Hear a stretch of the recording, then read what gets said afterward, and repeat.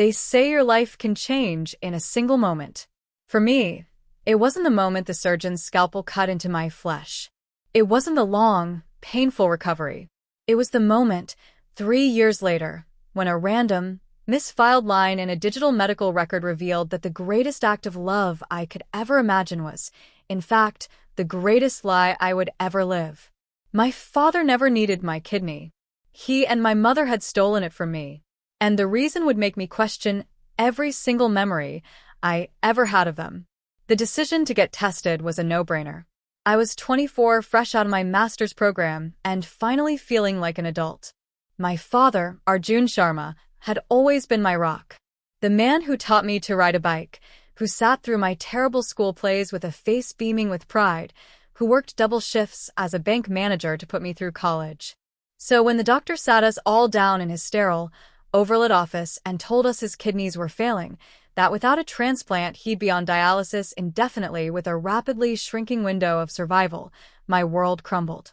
My mother, Priya, was the picture of stoic devastation. She held my father's hand, her knuckles white, her eyes red-rimmed but dry. She was always the strong one, the planner. "Doctor," she said, her voice steady but laced with a tremor I'd never heard before. "What are our options?" "Family donation." The doctor nodded. "It's often the best chance. A living donor kidney tends to last longer and function better. The donor would need to be a blood and tissue match, of course." I didn't even let him finish. "I'll do it. Test me." My older brother, Rohan, shifted uncomfortably in his seat. "Sarah, you can't just jump into this. It's a major surgery. There are risks." "What risks are bigger than losing Dad?" I shot back, the righteousness of a devoted daughter fueling me. "He needs a kidney. I have two. The math is simple." My father looked at me, his eyes swimming with tears. Beta, no. "I could never ask this of you."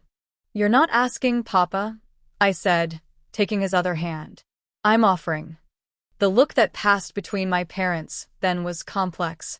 I was too wrapped up in my own noble sacrifice to decipher it. I saw it as a look of reluctant, grateful acceptance. Now I know it was the look of hunters seeing their prey walk willingly into the trap. The months of testing were grueling. Blood draws, tissue typing, psychological evaluations, endless scans. I was poked and prodded until I felt more like a medical specimen than a person. Through it all, my mother was my unwavering cheerleader. "You're so brave, Sarah," she'd say, stroking my hair as I lay exhausted after another round of tests. "You are saving your father's life. We will never, ever be able to repay you." When the results came in, it was my mother who called me, her voice breathless with what I thought was joy. "You're a match, Sarah. A perfect match. It's a miracle." I cried with relief. I remember standing in my tiny apartment, phone pressed to my ear, looking at my reflection in the window. I saw a good person, a selfless daughter. I felt a surge of purpose, so profound it eclipsed any flicker of fear. The night before the surgery, the atmosphere in our family home was thick with a strange, charged emotion. Rohan was quiet, withdrawn. He'd been matched as well, but as a less ideal candidate. He'd seemed almost relieved. "Are you sure about this, Sarah?" he asked me in the kitchen, while my parents were upstairs. "Once they take it out, there's no putting it back." "Of course I'm sure," I said, a little irritated. "What? Are you jealous that I'm the one who gets to save Dad?" He looked at me, a strange, pitying expression in his eyes that I completely misread. No, Sarah. "That's not it at all. Just be careful." My father was emotional. He held my hands, his grip weak. "My little girl," he whispered, his voice cracking, "giving me a part of yourself. I don't deserve you." "You deserve the world, Papa," I whispered back, kissing his forehead. The surgery itself is a blur of cold gurneys, bright lights, and masked faces. The last thing I remember is the anesthesiologist telling me to count back from 10. I think I made it to 8. The wake-up was pain. A deep, grinding, nauseating pain in my side that felt like I'd been split in two. For days, I floated in a haze of morphine and discomfort. My mother was always there, by my hospital bed, then by my old childhood bed when I was discharged to their house to recover. She changed my bandages, helped me to the bathroom, fed me soup. My father, in the room next door, was recovering well. His new kidney is functioning perfectly, the doctor said. A textbook success. My mother would bring me updates, her face radiant. The doctor says it's like the kidney was made for him, Sarah. You did that. You gave him his life back. That became the narrative of my life for the next 3 years. You gave him his life back. It was the cornerstone of every family gathering, every birthday toast, every Diwali celebration. I was Saint Sarah, the daughter who had sacrificed a part of herself. It was a heavy crown to wear. It meant I couldn't complain when I was tired, which was often. It meant I had to be the perfect, understanding daughter, even when my father, now bursting with health, started playing golf 3 times a week and going on hiking trips with my mother. I started to feel a strange, unspoken pressure. I was working a demanding job in marketing, but my parents expected me for dinner every Sunday without fail. If I tried to skip, my mother's voice would take on a wounded tone. After everything your father has been through, family is so important, Sarah. I felt owned. My sacrifice was no longer just an act of love. It was a bond of perpetual debt. A debt they never explicitly called in, but one that hung over every interaction. I began to feel a low hum of resentment, which I immediately felt guilty for. How could I resent the very thing that saved my father's life? The catalyst, the single moment that shattered my reality, was a bureaucratic error. I had switched to a new corporate healthcare plan, and I needed my full medical history transferred. I was at my new GP's office, scrolling through the digital file on the clinician's tablet as she asked routine questions. Okay, Sarah, I see the nephrectomy 3 years ago. Donor recipient was your father, Arjun Sharma. And how is his renal function now? He's great, I said automatically, full of energy. That's wonderful to hear, she said, scrolling further. She paused, her brow furrowing slightly. That's odd. What is? The pre-transplant glomerular filtration rates here. There seems to be a duplicate entry from his nephrologist, Dr. Mehra. One from a week before the surgery and one from, well, it looks like 6 months prior. She tapped the screen. This earlier one is significantly higher. It must be a filing error in the system. These new digital records sometimes duplicate and mislabel old data. My heart gave a single, hard thud. Higher? What does that mean? Well, she said, looking a little uncomfortable, this earlier GFR reading, if it's accurate, would have placed him in stage 2 chronic kidney disease. Moderate, certainly something to monitor, but a very long way from requiring a transplant. The later one, the one that qualified him, shows stage 4, rapid progression to failure. She smiled, a professional, dismissive smile. Like I said, probably just a glitch. These things happen. She moved on to ask about my allergies, but I was frozen. Stage 2. A long way from requiring a transplant.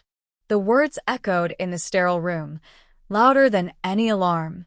A cold dread, more profound than any I'd felt on the operating table, began to seep into my bones. A glitch. A duplicate. A misfile. I walked out of the clinic on autopilot, the world around me muffled and distant. I drove home, my hands numb on the steering wheel.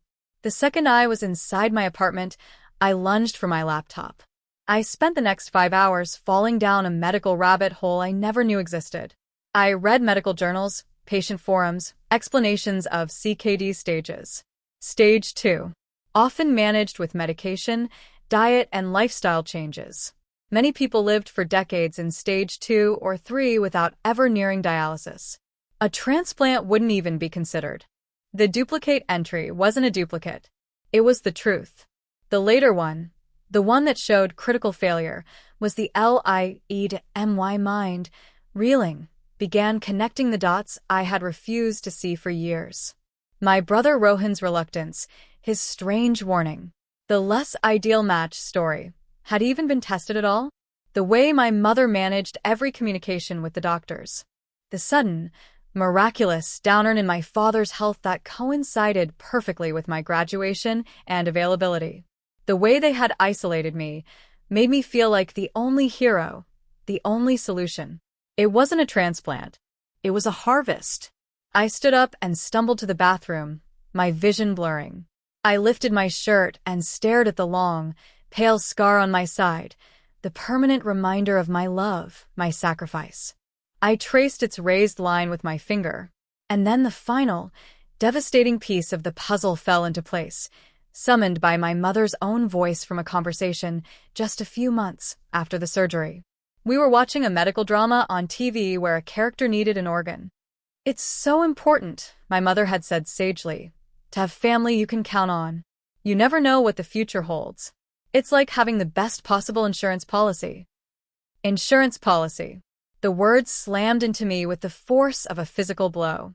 I doubled over the sink, dry heaving, as the full, horrifying truth revealed itself.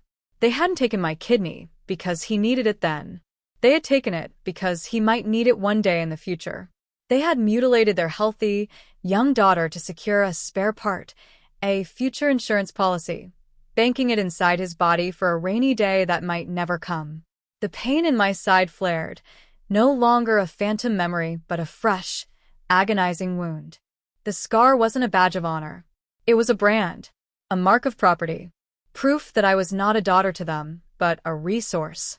I looked at my reflection in the mirror, pale, tear-streaked, eyes wide with a primal, consuming horror. The foundation of my entire life had just been vaporized, and I knew, with a chilling certainty, that this was only the beginning. The confrontation was coming, and it would destroy everything. The world did not simply feel different. It felt inverted. The air in my apartment was thick and unbreathable, each object a relic from a life that had been a carefully constructed lie.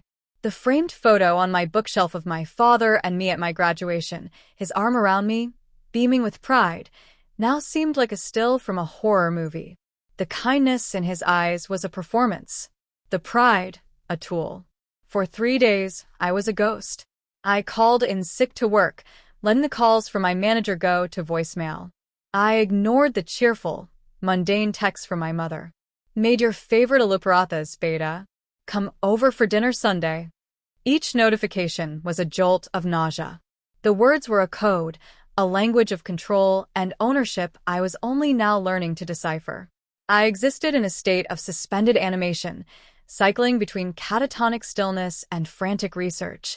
I dug up every medical record I could access, cross-referencing dates, doctors' names, lab terminologies. The evidence was a damning mosaic. A sudden, sharp decline in his kidney function that coincided perfectly with the start of my donor compatibility tests.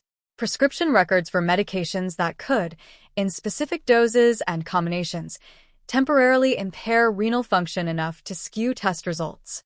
It was all there, hidden in plain sight, a medical conspiracy orchestrated by the two people I should have been able to trust most. My brother, Rohan. His face, his hesitation, his warning, "Just be careful," haunted me. He knew. He had to have known. Was he a co-conspirator, or another victim? The question was a splinter in my mind. On the 4th day, the paralysis shattered, replaced by a cold, focused fury. I would not be their silent victim. I would not let this lie become the unspoken truth of my life. They had taken a part of my body. I would not let them take my voice. I didn't call. I didn't text. I got in my car and drove to my parents' house, the familiar route feeling like a journey to an execution. The cheerful, well-manicured suburb, with its perfectly trimmed lawns and flowering hedges, was a stage set for normalcy. My family home was its centerpiece. I found my mother in the garden, kneeling on a cushion, tending to her prized roses. She looked up, her face breaking into a warm smile that now looked like a masterclass in deception. "Sarah, what a lovely surprise. I was just thinking about you." She stood up, brushing dirt from her knees. "You look tired, Beta. Are you eating properly?" The casual concern, the maternal script, was like a match to gasoline. The carefully constructed dam of my composure broke. "He never needed it, did he?" My voice was low, flat, and alien to my own ears. Her smile didn't falter, it just tightened at the edges. Needed what, dear? Come inside, I'll make you some chai. My kidney, Ma. The words hung in the fragrant air, ugly and final. Papa was in stage 2. He wasn't dying. You lied to me. The mask slipped. For a fraction of a second, I saw it, a flash of pure, unadulterated panic in her eyes before the shutters of control slammed down. Her posture straightened, and she looked at me not as her daughter, but as a problem to be managed. I don't know what nonsense you've been reading online, Sarah, but you know how complicated these medical things are. The doctors said what you told them to say. I snapped, my voice rising. I've seen the records, Ma. The original GFR, the medication history. It was all a show. A fucking show to get me on that operating table. Lower your voice, she hissed, glancing towards the neighbor's house. Is this how you talk to your mother? After everything we've done for you? After the life we gave you? The life you gave me? A bitter laugh escaped me. You took a part of me. You carved me up for a spare part. Rohan tried to warn me, didn't he? What did you tell him? To keep his mouth shut for the good of the family? Her face hardened into a mask of cold indignation. This is what this is about. Rohan? You were always jealous of him. You always had to be the special one, the favorite. Well, you got your wish, didn't you? You were the hero. You saved your father. The sheer audacity of the gaslighting stole my breath. She was reframing their monstrous betrayal as my own childish ambition. Where is he? I demanded. Where is Papa? I want to hear him say it. I want to look him in the eye and hear him tell me why he let me give him an organ he didn't need. He's resting, she said dismissively. He's not well enough for your hysterics. Just then, the front door opened and my father stepped out. He looked the picture of health, tanned from his golf games, wearing a crisp polo shirt. The sight of him, so vibrantly healthy with my kidney inside him, was a visceral blow. What's all the shouting? He asked, his voice a familiar, gentle rumble that now sounded like a grotesque parody. Sarah, Beta, is everything okay? The concerned father acted. It was the final straw. Tell her, Arjun. My mother said, her voice icy. Tell your daughter the truth. He looked from her rigid face to my tear-streaked, furious one. The confusion on his face seemed genuine for a moment, and then it collapsed into a weary, defeated sag. He knew the jig was up. He didn't have my mother's steel for a direct confrontation. He sank onto the garden bench, his shoulders slumping. Sarah, he began, his voice a whisper. Was it all a lie? I asked, my own voice cracking. The fatigue? The weakness? The rapid progression? Did you even have CKD? Or did you just poison yourself for a few months to make the tests look bad? It's not that simple, he pleaded, avoiding my eyes. The doctors said eventually it could have gotten worse. It was a preventative measure. A preventative measure? I repeated, the words tasting like ash. You don't preventatively remove your daughter's organ. What was it, Papa? Ma called it the best possible insurance policy. Was that it? You just wanted to bank a spare kidney for the future? The silence that followed was more condemning than any admission. My father stared at his hands, unable to meet my gaze. My mother stood her ground, her arms crossed, her expression one of defiant justification. It was for the family, Sarah, my father finally mumbled. To secure our future. To make sure I could be there for your mother, for you and Rohan. What if something happened later? What if we couldn't find a donor? This way we were safe. We were safe.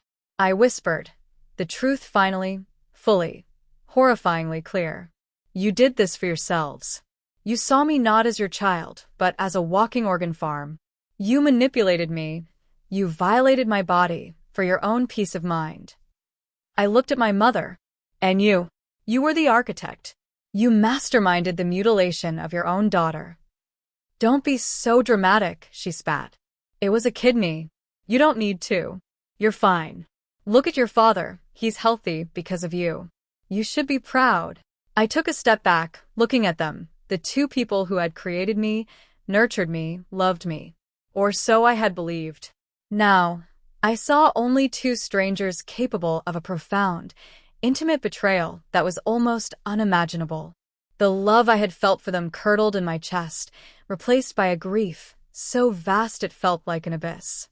"I will never forgive you for this," I said, my voice quiet but absolute. "I will never set foot in this house again. You are no longer my parents."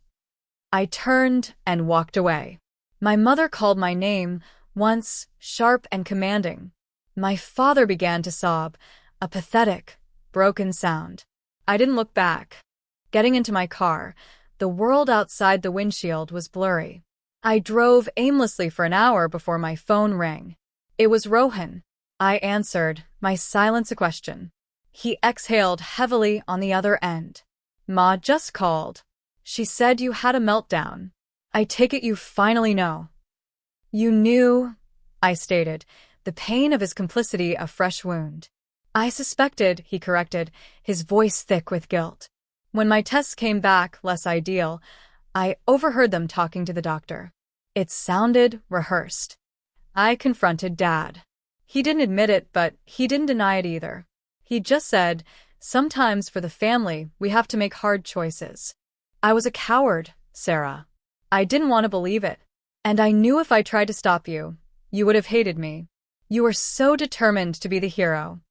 We talked for a long time. He apologized, over and over. He offered to confront them with me, to stand by my side. But the fight was gone from me. The confrontation was over. All that was left was the aftermath. The following months were a journey through a desolate landscape. I found a therapist, a calm, steady woman who helped me process the trauma not just of the betrayal, but of the physical violation. I learned the term medical abuse. I learned that my anger was justified, my grief necessary. I sent a formal, legal cease and desist letter to my parents, drafted by a lawyer, stating that any further contact would be considered harassment. I blocked their numbers. I quit my job and found a new one in a different city, a fresh start where my story wasn't pre-written by my scars. There are good days and bad days. On the good days, I feel free, unshackled from the weight of their expectations and their monstrous secret. On the bad days, the phantom pain in my side returns, a cruel reminder of the piece of me that was stolen under false pretenses. But I am rebuilding. I am learning to trust my own instincts again. The scar on my side is no longer a brand of my victimhood. It is a reminder of my survival. It is the proof that I endured a betrayal of the deepest, most intimate kind, and I walked away. They took a kidney, but they could not take my spirit. My story is extreme, but the pattern is not.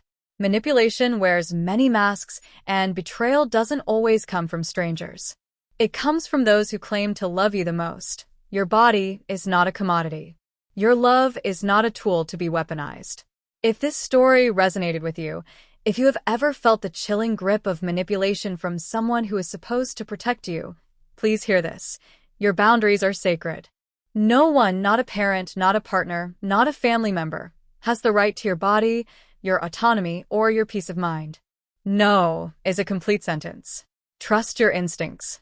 If a situation feels wrong, if a sacrifice feels demanded rather than freely given, listen to that inner voice. It is your greatest protector. Seek support. You do not have to carry this burden alone. Talk to a trusted friend, a therapist, or a support group. Speaking your truth aloud robs the secret of its power. You are not alone. Family manipulation and emotional abuse are more common than we think. Share your story. Break the silence. In sharing, we find strength, and we warn others of the wolves in sheep's clothing. Your life belongs to you. Do not let anyone convince you otherwise. If you are being pressured, manipulated, or coerced into any medical procedure or life-altering decision, reach out. Your well-being is worth fighting for.